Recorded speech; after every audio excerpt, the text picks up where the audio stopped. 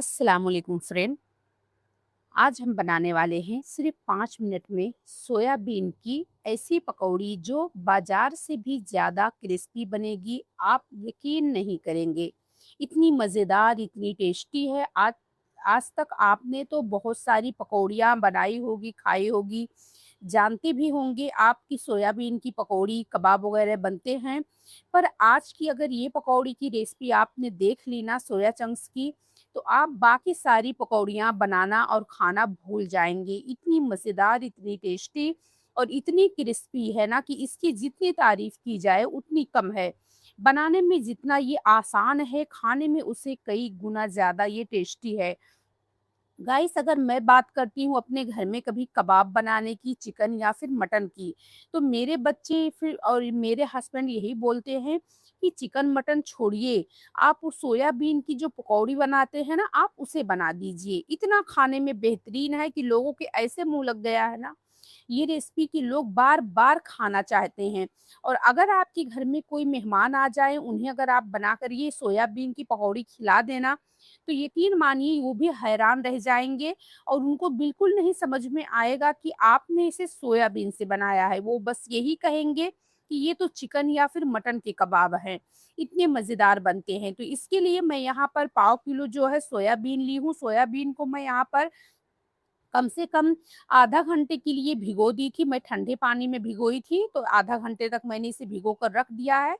और अगर आप चाहें आपको तुरंत ही बनाना है ना, तो पानी को गरम कर लीजिए, गरम पानी में सोयाबीन को डाल दीजिए।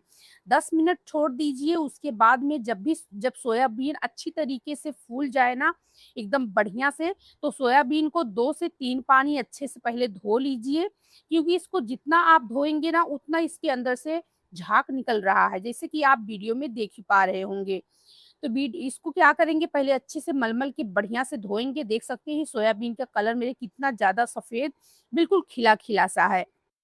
अब इसके अंदर हम डाल देते हैं एक कच्चा आलू। आप इसे कद्दूकस करके बारीक जो है बाद में भी इस्तेमाल कर सकते हैं, नहीं तो फिर मेरी तरह आसानी से आप इसे आलू को छील लीजिए, छीलकर धो लीजिए। उसके बाद में इस तरीके से पतले-पतले स्लाइस में इसे कट कर लीजिए और सोयाबीन के साथ में ही इसे मिक्सर बाटी में डाल दीजिए। यकीन मानिए गाइस, आज से पहले आपने ये सोयाबीन सोया चंक्स की पकौड़ी जो है पहले कभी नहीं देखी होगी। ये सीक्रेट तरीका जो है आपको हैरान कर देगा। और उससे ज़्यादा मेन बात तो ये है गाइस कि जब आप इस पकौड़ी को खाएँगे ना, तो खुद हैरान रह जाएँगे। अब इसमें हम जो है चा 5 से 6 हरी मिर्च डाल देते हैं और 4 से 5 कलियाँ मैं यहाँ पर लहसुन की डाल देती हूँ। 1 इंच अदरक का टुकड़ा बारीक कट करके डाल देते हैं, ये देखिए गाइस। और उसके बाद में मैं इसमें डालने वाली हूँ हाफ चम्मच जीरा, काली मिर्च नहीं डालूँगी, जीरा डालूँगी। उसके बाद में 10 से 12 पत्ते हम इसमें कड़ी पत्ते के डाल देते हैं, इससे बहुत अच्छा टेस्ट आएगा। तो चलिए हाफ चम्मच जीरा मैं इसमें डाल दी हूँ और उसके बाद में गाइस इसमें कोई पानी नहीं डालना है, कुछ भी नहीं डालना है। बिल्कुल, यहाँ तक आपको ये भी कोशिश करना है कि सोयाबीन आप जितना अच्छे से बढ़िया से निचोड़ कर पानी निकालेंगे ना, उतना अच्छा आपको रिज़ल्ट मिलेगा। अब चलिए इसे हम पीस लेते हैं और पीसने के बाद में यहाँ पर देखिए मैं इसे पीस ली हूँ। गाइस, मिक्सर बाटी पूरी भरी हुई थी, तो इसमें ज़रूर मतलब ये पिस नहीं रहा था, इसलिए मैं इसको 2 भाग में करके 2 बार में करके पीसी हूँ। तो देखिए यहाँ पर किस तरीके से हमने सोयाबीन को पीसा है, बिल्कुल कीमे की तरह है, एकदम अच्छे से हमने इसे पीस लिया है। तो अभी तो हमने मिक्सर बाटी का जो सोयाबीन का कीमा है देख सकते हैं, इसको अच्छे से निकाल लेते हैं। उसके बाद में जो हमने पहले पीस कर रखा है, जो है देख सकते हैं बाउल में, इसे भी इसके अंदर हम डाल देते हैं। तो यहाँ पर हमारा सोया कीमा बिल्कुल बनकर तैयार है गाइस, देख सकते हैं, किसी को भी पता नहीं चलेगा कि ये जो है सोयाबीन का कीमा है, आप देख सकते हैं। इसी तरीके से सारे बर्तन को साफ करके अच्छे से बढ़िया से इसको देख सकते हैं, हमने एक साथ में एक बर्तन में, एक बाउल में हमने कर लिया है। अब इसमें हम डालेंगे अपनी बाकी चीज़ें जो है, तो चलिए इसमें हम डाल देते हैं गाइस, क्योंकि इसमें जो-जो भी मैं डालने वाली हूँ, सारी चीज़ें हमारे घर में हमेशा मौजूद ही होते हैं। तो इसमें खूब सारा एक बड़े साइज़ का प्याज़ जो है उसे बारीक कट करके डाल देते हैं। ये देखिए मैं यहाँ पर एक प्याज़ को बारीक कट करके डाल दी हूँ, जितना बारीक कट करेंगे उतना अच्छा रहेगा। यहाँ पर 2 टमाटर को हमने बारीक कट कर लिया है, उसे भी डाल देते हैं। उसके बाद में हम इसमें डालते हैं हरा धनिया, हरे धनिये की क्वांटिटी आप बढ़ा सकते हैं। मेरे पास इतना था तो मैं इतना डाल दी हूँ। उसके बाद में यहाँ पर मैं 2 से 3 बारीक कटी हुई हरी मिर्च को डाल देती हूँ। मैं थोड़ा स्पाइसी बनाने वाली हूँ गाइस, क्योंकि मेरे घर में तीखा सबको ज़्यादा पसंद है। अब यहाँ पर मैं कुटी हुई यानी जो है रेड चिली डाल देती हूँ। ये देखिए 1 चम्मच भर के मैंने यहाँ पर रेड चिली भी डाल दी है और 3 से 4 मैंने बारीक कटी हुई हरी मिर्च डाली है। अब यहाँ पर मैं 1 चम्मच के आस-पास मैं यहाँ पर इसके अंदर बेसन डाल दी हूँ। बेसन का इस्तेमाल और हम बाद में करेंगे, लेकिन अभी नहीं करेंगे। अगर मुझे ज़रूरत पड़ी, इसके अंदर मॉइस्चर रहेंगे तो मैं डालूँगी, वरना नहीं डालूँगी। अब मैं इसमें 2 चम्मच भर-भर के इसमें जो है कॉर्नफ्लावर डाल देती हूँ, जिसे हम आला रोट कहते हैं। हाफ चम्मच इसमें हम डाल देते हैं मिर्ची पाउडर। उसके बाद में हाफ चम्मच इसमें हम डाल देते हैं भुना हुआ जीरा पाउडर और उसके बाद में हम इसमें डाल देते हैं हाफ चम्मच जो है साबुत खड़ा जीरा, हमने पीसा भी है इसके अंदर। 1 चम्मच के आस-पास मैं इसमें कस्तूरी मेथी डाल दी हूँ और ये डालेंगे हम ऑरिगेनो। देख सकते हैं ऑरिगेनो अगर आप डालते हैं तो बहुत ही बढ़िया हमारे कबाब, पकौड़े की जो रेसिपी बनती है, बहुत ही ज़्यादा टेस्टी बनती है। अब इसके अंदर हम डालेंगे थोड़ी-सी कुटी हुई साबुत खड़ा धनिया, आप कूट कर भी डाल सकते हैं या तो फिर इस तरीके से कटर वगैरह है तो उससे भी डाल दीजिए।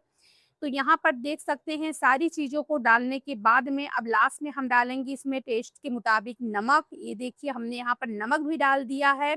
अब यहाँ पर सारी चीज़ों को हाथों की मदद से इनको बढ़िया से मिक्स करेंगे गाइस, ताकि सारी चीज़ें हमारी आपस में एकदम बढ़िया से मिक्स हो जाएँ। देखिए, इस तरीके से इनको हाथों से मिक्स करना है। यहाँ पर देख सकते हैं बहुत अच्छे से हमको मिक्स करना है, ताकि सारी चीज़ें आपस में बहुत अच्छे से मिक्स हो जाए। तो यहाँ पर ये बहुत अच्छे से मिक्स हो चुकी है गाइस, इनको हमने मिक्स कर लिया है। तो अभी थोड़ा-सा मुझे नरम ये लग रहा है, तो मैं इसके अंदर डाल देती हूँ 2 से 3 चम्मच के आस-पास, यानी 3 चम्मच मैं इसमें फिर से बेसन डाल दी हूँ। यानी टोटली हमने यहाँ पर डाला है 4 से 5 चम्मच बेसन। सॉरी गाइस, 4 चम्मच बेसन, क्योंकि 1 चम्मच के आसपास मैंने पहले डाला है और 3 चम्मच मैंने अभी डाल दिया है। यानी टोटली हमने इसमें जो है इसके बेटिंग के लिए हमने यहाँ पर 4 चम्मच जो है बेसन डाला है। अब सारी चीज़ें डालने के बाद इनको बढ़िया से फिर से मिक्स करेंगे। बेसन को मिक्स करने के बाद अब यहाँ पर तेल हमारा मीडियम गरम हो रहा है, तो मीडियम गरम तेल में हम इस तरीके से बिल्कुल छोटी-छोटी सी साइज़ की यहाँ पर पकौड़ी बनाएँगे। देखिए, जैसे हम मटन वग़ैरह भूनते हैं ना, बिल्कुल छोटा-छोटा कट करके, बिल्कुल उसी तरीके से एकदम छोटे-छोटे पीसेस में यहाँ पर हम पकौड़ी का अपना शेप देंगे। तो देखिए गाइस, इसी तरीके से एकदम छोटी-छोटी बिल्कुल मीडियम साइज़ की मैं यहाँ पर जो है अपने पकौड़ी की शेप दे रही हूँ। और एक बात का आपको और ध्यान रखना है कि जो है तेल को ज़्यादा गरम नहीं करना है, बिल्कुल मीडियम गरम रखना है।